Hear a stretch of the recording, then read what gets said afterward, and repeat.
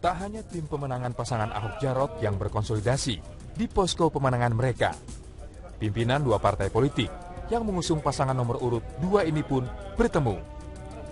Hari Kamis, 17 November, Ketua Umum Partai Nasdem Surya Paloh mendatangi kantor DPP Partai Golkar di kawasan Selipi, Jakarta Barat. Tak hanya membahas pilkada, kedua ketua umum partai politik ini juga membahas masalah kebangsaan.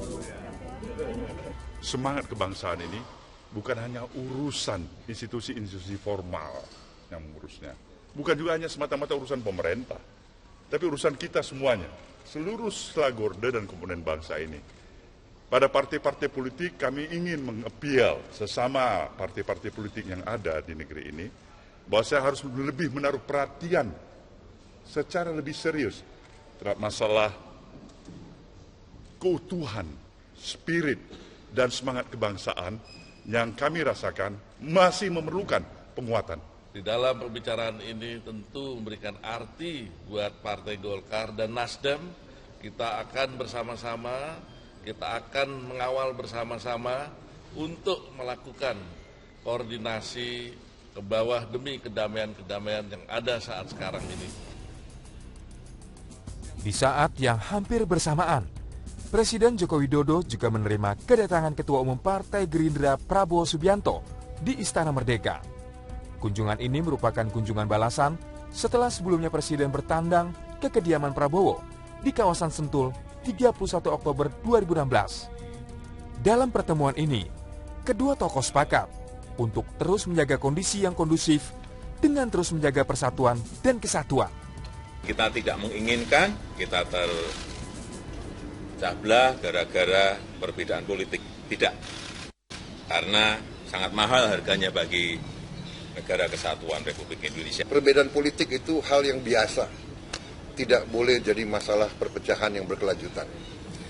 Nah, kita bertekad berdua begitu, jadi saya juga siap untuk memberi masukan setiap saat, dan beliau sangat terbuka, jadi itu suasana yang sangat baik yang kita capai, Pak. Di dalam sebuah acara diskusi di Jakarta, Ketua Lembaga Kajian dan Pengembangan Sumber Daya Manusia PBNU, Rumadi Ahmad mengatakan, upaya aparat penegak hukum dalam menangani kasus dugaan penodaan agama yang dituduhkan kepada Ahok sudah maksimal. PBNU mengimbau agar masyarakat menerima apapun hasil keputusan Bareskrim atas Ahok dan tidak perlu bereaksi keras terhadap keputusan ini. Publik juga bertanya-tanya terus maunya apa. Ini sudah proses hukum. Di satu pihak dia minta supaya Jokowi tidak mengintervensi, tetapi di pihak lain misalnya ada yang mengatakan Jokowi harus segera memerintahkan Kapolri untuk mentersangkakan Ahok. Menurut saya cara-cara seperti itu juga tidak baik. Gitu. Sementara Ketua Umum Pemuda Muhammadiyah Danhil Asar Simanjutak menyatakan pihaknya tidak akan turun ke jalan karena penetapan Basuki Cahayapurnama sebagai tersangka sudahlah tepat. Tidak perlu dulu demonstrasi, kami juga sampaikan itu ke seluruh jamaah Muhammadiyah di Indonesia agar kita menjaga kondisivitas Indonesia, karena makin banyak demonstrasi juga tidak sehat ya, kecuali salurannya itu mampet. Kasus yang dianggap sebagai penodaan agama bukan kali ini saja pernah terjadi di tanah air. Januari 2015, sebuah hotel di Jalan Sutami, Kota Bandung, didemo warga karena memasang logo mirip lafaz Allah yang terbalik.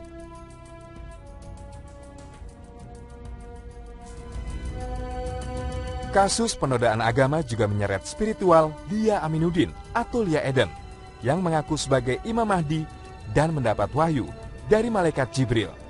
Lia akhirnya dijebloskan ke penjara 2 kali, tahun 2006 dan tahun 2009, karena terbukti melakukan penodaan agama.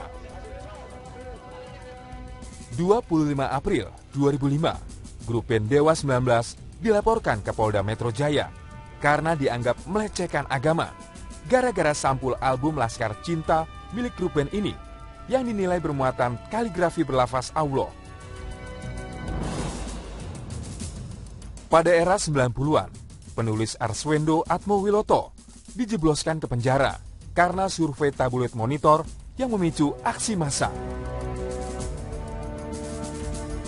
Ada kasus-kasus penodaan agama yang selesai lewat jalan mediasi dan perdamaian. Beberapa kasus lain diwarnai dengan aksi unjuk rasa dan berakhir di ruang sidang. Sebagai negara hukum, sudah saatnya ada payung hukum yang jelas dan tegas untuk kasus-kasus serupa.